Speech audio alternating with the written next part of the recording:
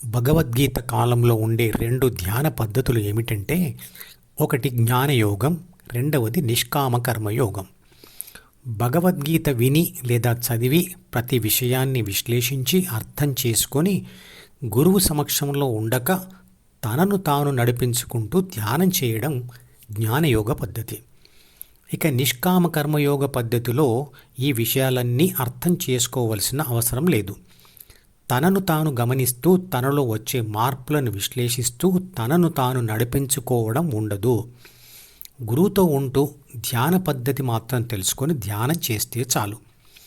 మిగతా విషయాలన్నీ గురువే చూసుకుంటాడు. ఈ 2 పద్ధతుల్లో కూడా ధ్యానం చేయడానికి ప్రాపంచిక చదువులతో ఎటువంటి సంబంధం లేదు.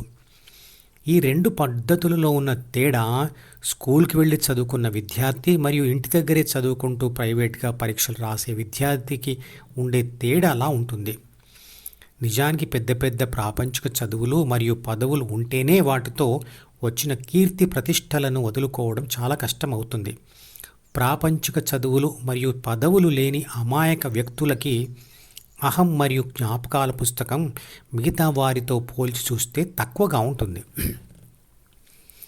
కాబట్టి సి మరియు డి తక్కువగా ఉన్నవాళ్ళు ధ్యానం తేలికగా చేయగలుగుతారు. ప్రాపంచిక సుఖాలు కావాలన్నా, బాధ పెడుతున్న విషాద జ్ఞాపకాలను వదలాలన్నా మరియు దేవుడిపై పరిశోధనలు చేయాలన్నా ధ్యాన విద్యను సమూలంగా తెలుసుకోవాలి, దానిని ఆచరించాలి. ప్రాథమిక మనసులోని 3 బాధ్యతలతో కూడిన 6 గుణాలు అంటే జీన్స్ ప్రతి ఆత్మను ప్రాపంచిక అనుభవాల కొరకు పురికొల్పుతాయి. మనిషి ఆ అనుభవాల సారంతో ఏర్పరచుకునే లేదా రాసుకున్న డైరీనే C+D అంటే ద్వితీయ మనసు. ఈ విషయం ఇన్నిసార్లు చెప్పడం ఎందుకు అంటే ఇదొక్క విషయమే కాదు, ఈ ఆత్మశాస్త్రం వీడియో సంపుటిలో చాలా విషయాలు అనేక సార్లు వివరించడం జరిగింది. ఎందుకు అంటే అనగననగ రాగం అతిశేల్యుచునుండు తినగ తినగ వేము తీయనుండు కాబట్టి. ఇది వేమన శతకంలోని పద్యం. దీని యొక్క లింకును ఈ వీడియో డిస్క్రిప్షన్లో ఉంచుతున్నాను, వినండి. ప్రతి మనిషికి జీవితంలో కొన్నిసార్లైనా ఎదురయ్యే విషాదాలకు కారణం ఈ ద్వితీయ మనసే. C+D ఏర్పడడానికి మూలం A+B. ఈ ద్వారా Fతో కలవడమే. మరి Bకి మూలం ఏమిటి? సూర్యుడి నుండి విడిపడి అగ్నిగోళంలా ఉన్న భూమి చల్లబడడం మొదలుపెట్టిన తర్వాత భూమి మీద ఉన్న అనూహ్యమైన వాతావరణ పరిస్థితులలో అంటే భూకంపాలు, తుఫాన్లు, అగ్నిపర్వతాల లావా, సూర్యుడి నుంచి వచ్చే అనేక రకాల రేడియేషన్లు, అంతరిక్షం నుంచి వచ్చి పడే ఆస్ట్రాయిడ్స్, ఉరుములు, మెరుపులు, భూమి మీద ఉన్న 118 రకాల పదార్థ మూలకాలు మరియు వాటి మిశ్రమాలు అన్నీ కలిసి జీన్స్తో కూడిన ఎలక్ట్రానిక్ సర్క్యూట్ లాంటి పదార్థం ఏర్పడింది.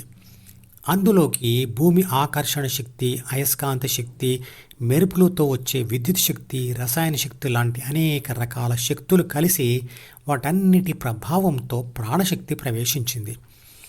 అలా ఏర్పడిన బి మొదట మనిషిగా పుట్టలేదు. మొదట ఏర్పడిన జీవిలోని బి ఎన్నో లక్షల సంవత్సరాలుగా మార్పులు చెందుతూ ఎన్నో కొత్త రకాల జీవులు ఏర్పడుతూ అందులో మనిషి కూడా రావడం జరిగింది. A+B అనేది ఒక కంట్రోలర్ లాగా పనిచేస్తుంది. అలా A+B తరతరాలుగా తల్లిదండ్రుల నుండి పిల్లలకు వస్తూ ఉంటుంది.